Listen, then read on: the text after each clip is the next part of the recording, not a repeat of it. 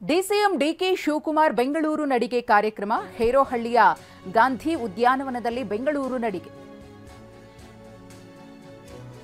ಸಾಲು ಸಾಲು ಸಮಸ್ಯೆಗಳನ್ನು ಹೇಳ್ಕೊಂಡಿದ್ದಾರೆ ನಿವಾಸಿಗಳು ಡಿಸಿಎಂ ಡಿಕೆ ಶಿವಕುಮಾರ್ ಅವರ ಮುಂದೆ.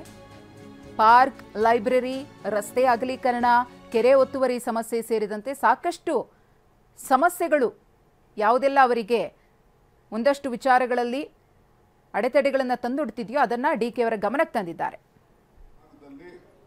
ಈ ರೀತಿ ಮಾಡಿದ್ದೀನಿ, 2 ಗಂಟೆ 3 ಗಂಟೆ ಅರ್ಜಿಗಳನ್ನ ತೆಗೆದುಕೊಂಡಿದ್ದೀನಿ.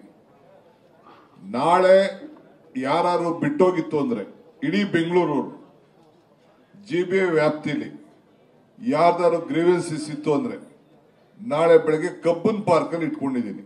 ಯಾರ್ಯಾರ್ದು ಬಿಟ್ಟೋಗಿತ್ತು, ಯಾರು ಅರ್ಜಿ ಕೊಡಬೇಕು ಅಂದ್ರೆ ನಾಗರಿಕರು ಬಂದು ಅಲ್ಲೂ ಕೂಡ ನನ್ನ ಕಬ್ಬನ್ ಪಾರ್ಕ್ ಅಲ್ಲಿ ಬೆಳಗ್ಗೆ 7 ಗಂಟೆಯಿಂದ 10 ಗಂಟೆವರೆಗೂ ಅಲ್ಲಿ ಇರ್ತೀನಿ. ಅಲ್ಲಿ ಬಂದು ಅರ್ಜಿ ಕೊಡ್ಬೋದು ಅಂತ ಹೇಳಿ ತಮ್ಮೆಲ್ಲರೂ ಕೂಡ ಮನವಿ ಮಾಡ್ಕೊಳ್ತೇನೆ.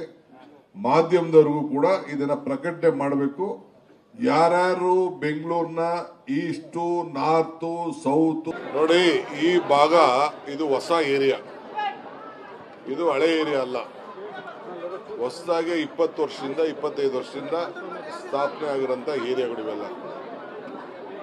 ಇದು ಜಾಸ್ತಿ ಒತ್ತಡ ಇದೆ ಇಲ್ಲೆಲ್ಲ ಮಿಡಲ್ ಕ್ಲಾಸ್ ಜನ ಇರೋದು, ಎಲ್ಲ ಮಿಡಲ್ ಕ್ಲಾಸು ಜನ ಜಾಸ್ತಿ ಇರೋದು. ಬಹಳ ಜನ ಹೊಸದಾಗಿ ಬಂದು ಸೇರ್ಕೊಂಡಿದ್ದಾರೆ.